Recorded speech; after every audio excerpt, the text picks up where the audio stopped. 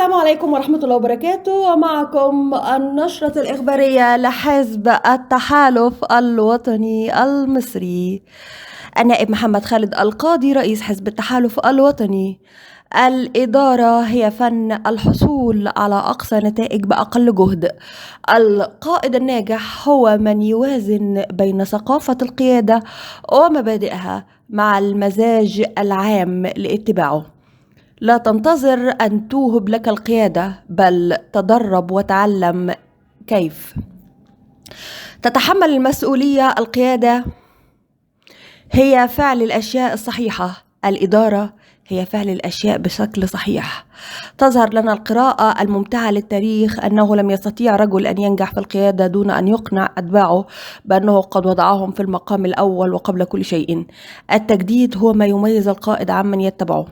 ابتكر، فالابتكار يصنع منك شخصية القائد وليس شخصية التابع فقط. الإدارة هي لعبة فكرية، وكلما فكرت بطريقة أفضل تحققت نتائج أعظم.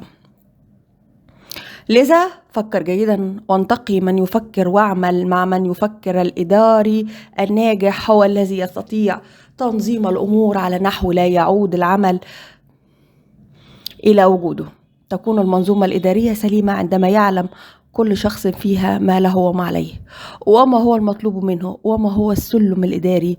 لا تختر في موقع القيادة أولئك الذين يشيرون إلى ما هو أعلى من دورهم في النجاح أو النصر. نحن نتطلع إلى الأمام تجاه القرن المقبل. سيكون القادة أولئك الذين يساعدون الآخرين. تتمثل الإدارة الناجحة في ترتيب الأسبقيات. الإدارة اللامعة تماثل دور دموية نشطة فيها يتدفق الدم من القلب ليسير بانتظام عبر الشرايين دون تعوقه التجلطات. والخسر أساس النجاح في الإدارة هو أن تستفيد بأقصى ما يمكن من قوة الآخرين وأقل ما يمكن من ضعف الآخرين. إن أحد أهم الدروس التي سأتعلمها عن إدارة الناس هي أن معظم الناس سيحلون مشاكلهم الخاصة ويعطونك حلا إذا أنت أصغيت إليهم مجرد إصغاء وتركتهم يتحدثون الوقت الكافي. القيادة هي التأثير، لا أكثر ولا أقل.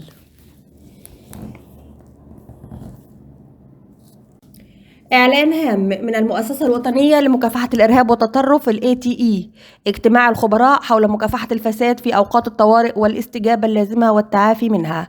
تاريخ الاجتماع 15 أكتوبر 2024. المكان مدينة شرم الشيخ، تحت شعار نحو عالم خالي من الفساد. نعلن بفخر عن اجتماعنا المرتقب الذي يجمع نخبة من الخبراء المحليين والدوليين. هدفنا هو وضع استراتيجيات فعالة لمكافحة الفساد وتعزيز الشفافية في أوقات الطوارئ. ستتناول النقاشات تطوير آليات فعالة لمكافحة الفساد، استجابة سريعة وفعالة للأزمات، خطط تعافي تركز على الإصلاح والشفافية، تعزيز التعاون الدولي لمكافحة الفساد. انضموا إلينا في هذا الحدث الاستثنائي ولنتعاون سويا من أجل مستقبل أفضل.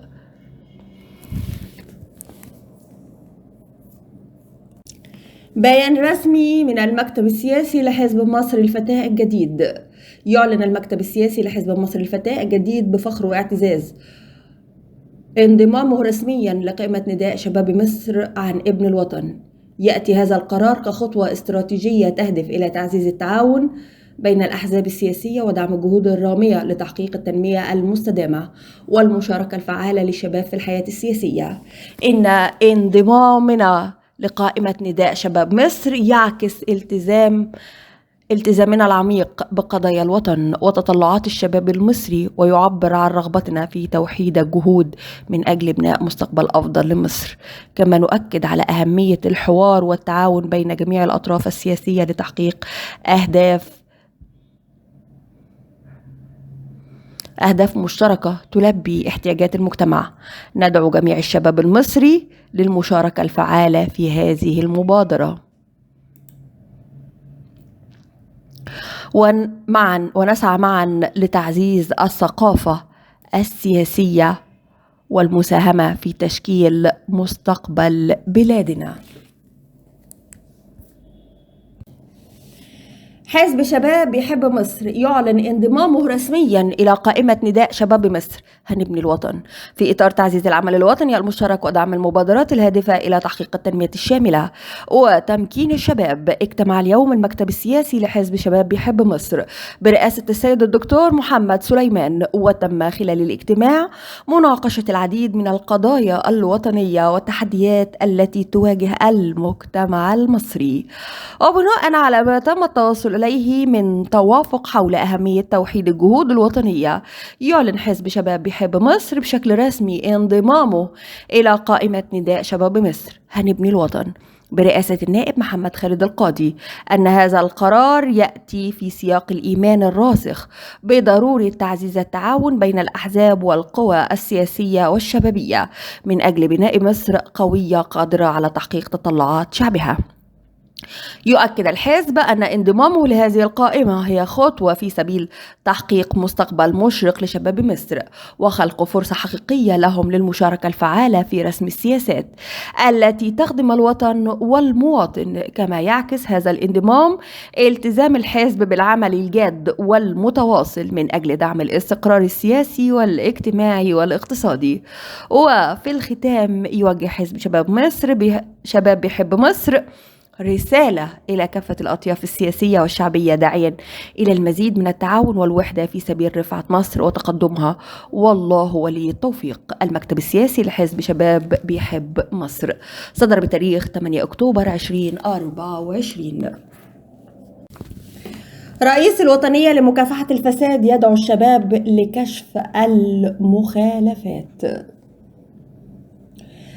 سيادة النائب محمد خالد القاضي رئيس المؤسسة الوطنية لمكافحة الإرهاب والتطرف شدد في حديثه على أن مكافحة الفساد ليست مجرد خيار، بل ضرورة ملحة لتحقيق النجاح والتطوير في أي دولة. وأكد على أهمية دور الشباب والمجتمع في مكافحة الفساد من خلال تقديم الشكاوي للجهات المختصة والتعاون مع المؤسسة الوطنية لمكافحة الإرهاب والتطرف. كما أشار إلى التجربة الماليزية في هذا المجال، مبينا أن مصر قد حققت تقدما ملحوظا في تعزيز الشفافية. واستعرض القاضي اختصاصات المؤسسة، موضحا دورها في ضبط القضايا وتحويلها لجهات التحقيق المختصة، وكذلك نظامها الإلكتروني الذي يسعى لمحاربة الفساد عبر تنظيم الخدمات الحكومية بشكل شفاف.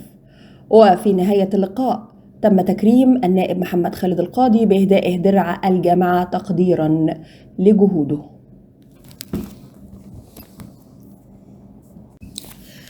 تم بحمد الله اختيار مقر قائمة نداء شباب مصر هنبني الوطن. نعلن بكل فخر عن اختيار مقرنا الرئيسي الذي سيتم تجهيزه في الأيام القادمة لاستقبال كل أبناء مصر من جميع أنحاء الجمهورية.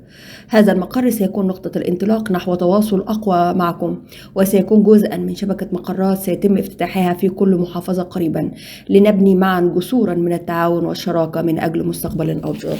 ندعوكم للانضمام إلينا والمساهمة في بناء مصر الجديدة.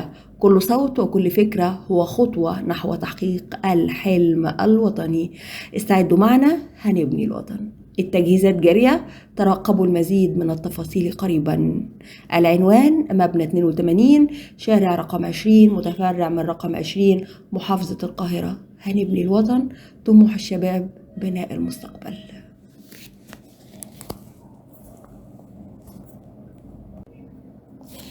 بيان المكتب السياسي لحزب شباب تحيا مصر. بعد موافقة المستشار محمد حامد رئيس الحزب، يعلن المكتب السياسي لحزب شباب تحيا مصر رسميا انضمامه إلى القائمة الوطنية نداء شباب مصر الشباب الوطني هنبني مصر.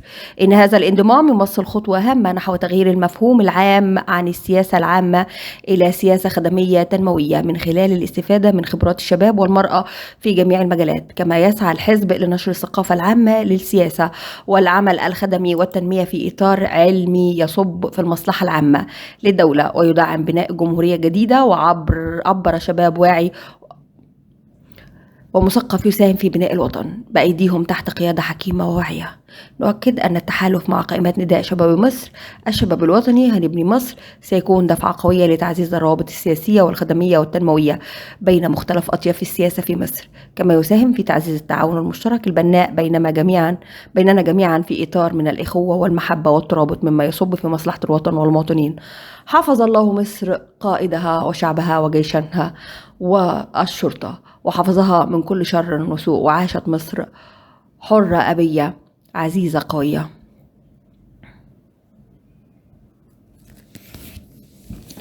سيادة المستشار محمد حامد رئيس حزب شباب تحيا مصر. بيان عاجل من مجلس إدارة المؤسسة الوطنية لمكافحة الإرهاب والتطرف ATE. تعلن المؤسسة الوطنية لمكافحة الإرهاب والتطرف أنها بصدد نشر قرارات التعيين الخاصة بالسادة الأعضاء الذين تم قبولهم مؤخرا. سيتم الكشف عن هذه القرارات والإعلان عنها رسميا خلال وقت قصير. نشكركم على دعمكم المتواصل ونتطلع إلى مشاركتكم في جهودنا الرامية إلى تعزيز الأمن والسلام ومحاربة الإرهاب في كافة صوره. تابعونا لمزيد من التفاصيل قريبا. المؤسسة الوطنية لمكافحة الإرهاب والتطرف.